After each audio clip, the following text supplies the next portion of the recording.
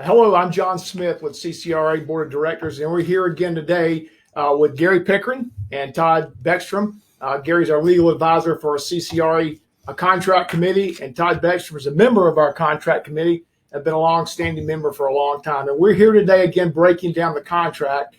Thank you for taking a look at it. We're looking at paragraph 17 today. Oftentimes that paragraph becomes problematic at closings or right before closings. We hear stories about sellers who have taken something that the contract says needs to stay. And so we thought we'd have a conversation about that, give each of us a chance to ask questions of Gary and kind of see what his thoughts are. So, guys, paragraph 17. Yeah, absolutely. Thanks so much, John. First, if you run into somebody from the contract committee, thank them. It's a thankless task. I've been on this committee for a long time, as Gary, and it's a lot of hard work to give you guys that tool that you use every day in your business, and we want to make it as good as possible. So again, thanks to everybody on the contract committee. It's been a pleasure serving. One of the things that, as John said, becomes problematic is that people remove things prior to closing that could be construed as a fixture. So with legal help here, Gary, I want to figure out, what's a fixture? All right. So when you look at what a fixture is, we look at basically what the definition is. And the definition of a fixture is personal property that is affixed to the real property. That becomes an issue as to what do we mean by affixed. Obviously, if you've put cabinets in a house, those are clearly affixed to the property. But then you start getting into some minor issues such as pictures hanging on the wall. Those are affixed by kind of a little nail. Ring doorbells, which we'll talk about later, but it's not such a clear, easy case to look at. So we kind of have to look at it issue by issue. But I think the one thing that we did very well on the contract committee is we did our very best to eliminate arguments by spelling out what we believe fixtures are. And so we'll go over that, and hopefully that'll shed some light on that as well. Yeah, I agree, Gary. Some of the issues that I see sometimes, people will write in in the section 18 of the contract where you can write in things. They'll write in that the blinds are going to remain. Well, the blinds are already a fixture because they're affixed to the property. Correct, Gary? Right. And we've also defined them as fixtures in paragraph 17. So, yeah, first thing I think an agent should do is read paragraph 17 thoroughly and make sure that you know what's in there and what's not. So, for instance, you don't need to go in there and say the fence stays. It says it clearly that fence is considered a part of the structure. So we don't need to rewrite things that are already in paragraph 17. So I do think there's a problem that a lot of agents that are not reading it and knowing what's in there. And that's definitely a provision you need to read, and you need to go over it with your clients so they understand what's included and what's not. The other thing that I see a problem with as well is that people put a lot of personal property in the contract. And that messes up the lender, right? The lender doesn't want to give a mortgage on personal property. So you're asking for a bedroom suite and furniture and patio furniture. And, you can get away with things like a refrigerator and a washer and dryer typically, because those are things that sometimes are conveyed with homes. What are your thoughts on that? Yeah, Gary? the big issue that lenders have is what's the value of those items? And so is the $400,000 contract that price because a $10,000 golf cart's going along with the contract? If it is, and you're really only paying $390,000 for the house, and so they want to loan money based on $390, not on $400. So you got to be real careful when you start putting in that. What I have seen a lot of agents do is they'll list some things and say they're being transferred for $1 or for a nominal price, or they have little to no value to try to get around the valuation issue. But yeah, it's better to do that through a bill of sale. As Todd correctly said, washer, dryer, refrigerator, those are things that a lot of homeowners consider should be in the house anyway. But anything outside of those normal types of things, probably better off to put them in a bill of sale. I agree. And the other one I see there, that personal property that's asked for quite a bit, as we know, and it's defined in paragraph 17, the brackets for the curtains and the draperies have to remain because they're affixed to the property. Right. But that does not include the cloth draperies and those sorts of things. Mm-hmm. Those could be removed as personal property. So those are other things you could get away with a lender and asking for, because it's fairly typical. Yeah, that's correct. One of the things the contract committee, I think, has done a great job has listed as many things that would be problematic or might be a question. And what I advise our agents to do is to speak with your sellers, show them the contract so they know even before they sign it or while they're negotiating, hey, here are the expectations of you as a seller. When you leave the home, here's what the buyer is asking you to leave in the home. for them. Yeah, absolutely. And I guess right now we can kind of skip ahead and start going over it. Then we can talk about some of the issues. And so what John's right. And I want to hear some of your ideas on some issues y'all seen. So I'm not going to read paragraph 17 to you. I pull the contract up and look at it, but let's start going over the items that are in the second sentence. It says that these are items that are attached or planted on the premises, including but not limited to my first two or my favorite, shrubs and trees. And I think you said earlier you had an issue with somebody actually pulling up trees. I've had trees come up. I've had landscape lighting come up after the walkthrough. I've had people out digging up grandma's azalea that was in rose bushes that were special to them. So these are things that you need to discuss and talk about with your sellers. So you don't get blindsided right there before closing. Right. And so if you do have the issue where somebody wants to pull up tulips, they want to pull up rose bushes. I had literally a closing of about $800,000 closing that almost fell apart over an English boxwood. Now, I know English boxwoods that have age to them are very expensive, but you're talking $1,000 bush, maybe, if it was even worth that, on an $800,000 closing. That could have been dealt with earlier in the contract. So if your buyer doesn't or seller doesn't want it to transfer, they need to be very clear up front so that y'all can put that in the contract. So be sure to ask those questions. And that's different than a potted plant. Oh, absolutely. That's if right. you've got a Right. shrub in the ground, that's fixed to the Good ground. point. But a potted plant certainly can be moved. I think, Todd, you had a good, if you have to use a shovel to dig it up, it can't be That's right. removed. If you need a tool to remove it, it's a fixture. Yeah, that's a good way to look at it. And we'll talk a little bit more about that. Now, the other thing is fences. I think we all agree fences, shutters, blinds, that covers what you were talking about earlier, lamp posts, mailboxes. So we did everything that we already kind of knew. I mean, I don't think anybody's ever argued that the mailbox gets removed, but you'd be amazed how many clients that get mad, so I'll just take the mailbox. I've actually seen a contract that talks about toilet paper and light bulbs as being conveyed with the property. So, but this is where we really did a good job. The next two items, or a couple items, storage sheds. And I know we have seen issues where people think the storage shed. So that's important. And I would assume you've ever had issues where somebody has maybe one of those aluminum or vinyl sided sheds that sits on top of the land that can be easily moved. Yeah. So those, do most people understand those do transfer? Or y'all have issues with that? Yeah, we do. We have them write it in there, the storage shed to convey. So, okay. And that's smart. It's smart to do that. Or circle it in our list. The other one we put on was play sets. Play sets have been forever an issue. I think people that have the big, is it Rainbow company that has the big ones? Yeah. I think most people believe those were fixtures because they're cemented into the ground. But you'd be amazed of how many times I get a phone call that somebody's out there with a moving company taking one of them apart. So we clearly set out play sets. Now, I think a big difference, though, is if you have a 1-year-old or 2-year-old and you have that little slide, that little plastic slide that you take inside and outside, that's not a play set. We're talking aluminum play sets, those wooden ones that are out in the yard, right? Sure.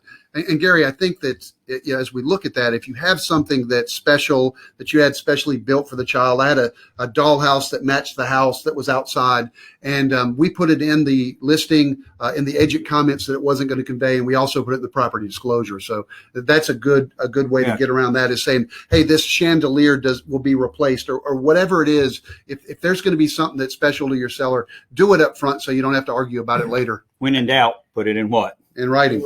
That's exactly right. Lawn irrigation system and related equipment.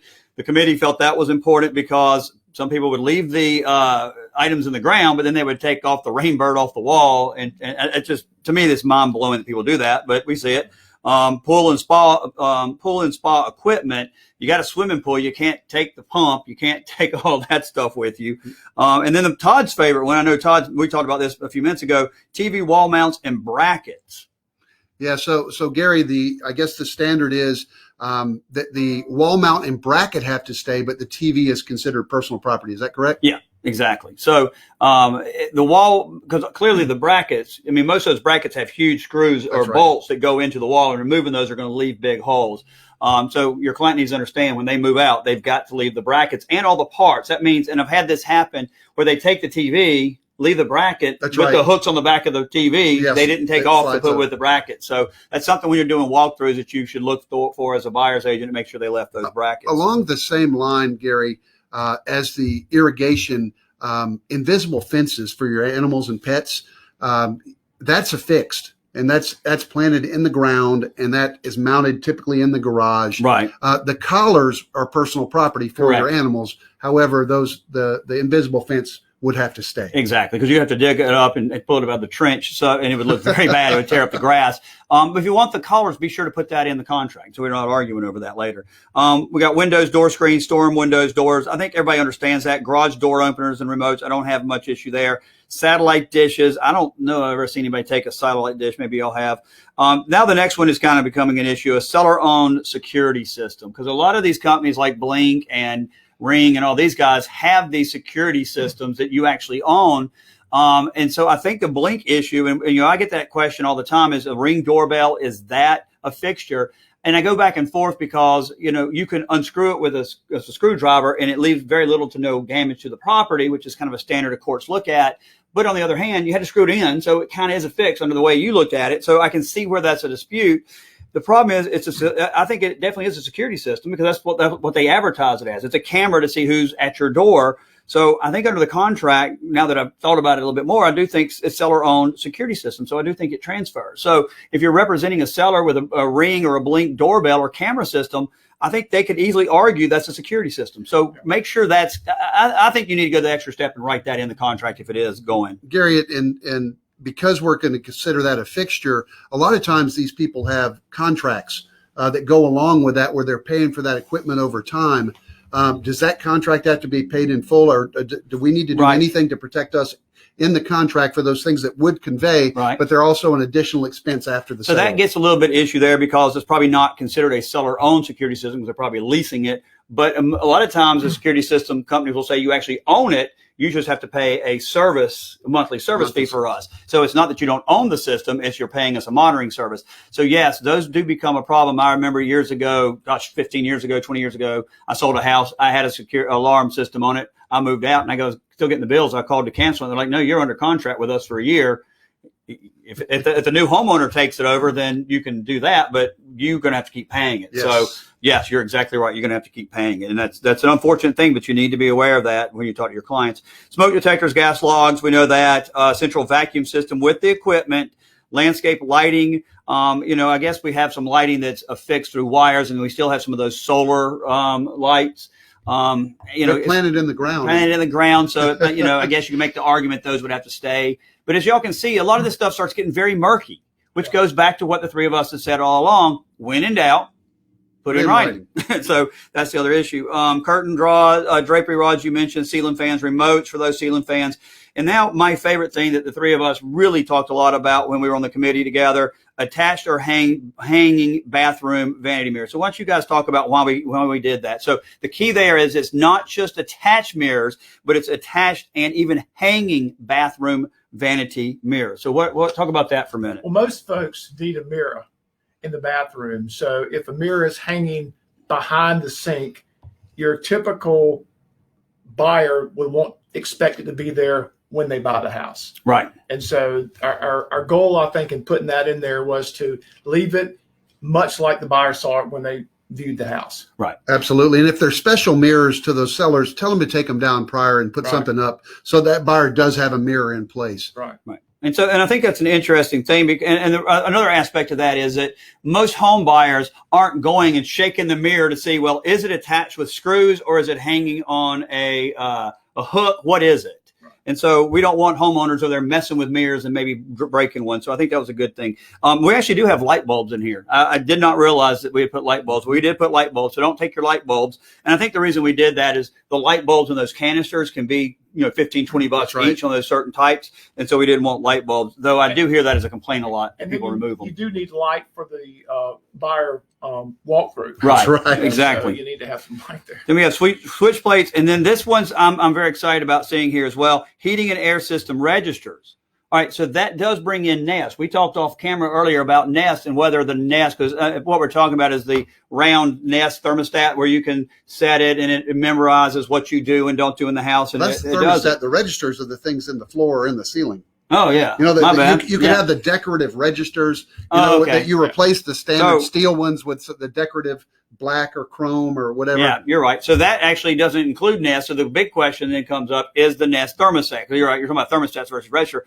So I don't really know the answer to that. I think that if it's in the house, a consumer expects it to be there. Exactly. And I think if you're not going to include it, you need to make notes in the agent remarks. Absolutely. In my opinion, I feel like it's part of the heat and air system. Right. Yes. It's connected.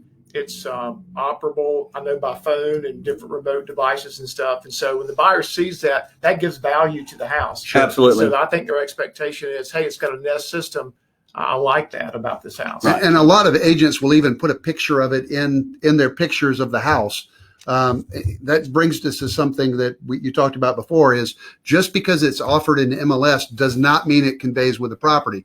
An example would be the refrigerator or the washer and dryer, or even a home warranty. Not really a fixture of personal property, but if it's offered, you need to put it in there and ask for it. And specifically, you need to ask for the Samsung French door stainless steel refrigerator that's this model, because I've seen people switch them out. Right. And that's a very important comment that you make, because I get that call all the time going, well, it's in the MLS. Why doesn't it convey? And not to get too much in the weeds on that, but the MLS is nothing more than an advertisement to share commission. If you bring me a buyer, I will share my commission with you. And remember, as a buyer's agent, you have no privity of contract with the seller. And so it's just basically an offer. And because all the terms are not in MLS, even if you accepted the offer, what they're listing it doesn't have all the terms. So it is not included. Plus, MLS isn't between the buyer and the seller. It's between agents. And so it doesn't have any bearing. That's a very misunderstood thing that people do. So Gary, another question along those lines is, I get contracts that are written in that says all appliances and fixtures as per MLS. Is that something agents should put in the contract, because they may not know what's included and what's not? And I'm not a big fan of that, because it gets a big argument about what MLS we're talking about, what day of the week was it in there, because things get added and changed. I think you're better off listing those items. If you need to do it on a separate page, you certainly can do it under paragraph 18. And then the last few things you have under here, you got appliances, cabinets, furniture, shelves, and the things that are otherwise agreed upon. So as you can see, I think the committee did a very good job. The only other ones that we haven't really talked about today, that you mentioned earlier, as we finished today, was speakers, TV speakers. I think that is a big issue. We certainly know that the wall mounts are fixtures. The TVs are not. The question is, are the speakers? My opinion has always been, if the speakers are screwed into the wall or recessed into the ceiling, that's a fixture. If they're sitting loosely on bookshelves, then it's not. Okay. Have y'all run into those issues as well? Yeah, quite a few times. Okay. So I think a good way to conclude this, if it's not included in paragraph 17, define it, clear it, give some clarity in paragraph 18. Right. And I really love what Todd said about, like, with the refrigerators. If there's more than one refrigerator, make sure you're clearly defining it, because I have had somebody move the beer fridge from the garage and put that in the house and said, you want the refrigerator, there it is. They were talking about the $2,000, Yes. one with a TV on the front of it. They weren't talking about the beer refrigerator. Yeah, I've seen that in professional standards hearing, and I've done mediation on that type of issue before. So if you don't, also be very careful about what you put in there in terms of personal property, because the lender, just another recommendation we mentioned. And if you have questions, call a lawyer. Well, thank y'all for joining us today. Thanks, Gary and Todd, for being a part of our breaking down the contract and with paragraph 17. And we hope to see you guys soon. We'll see you the next time. Thanks, y'all.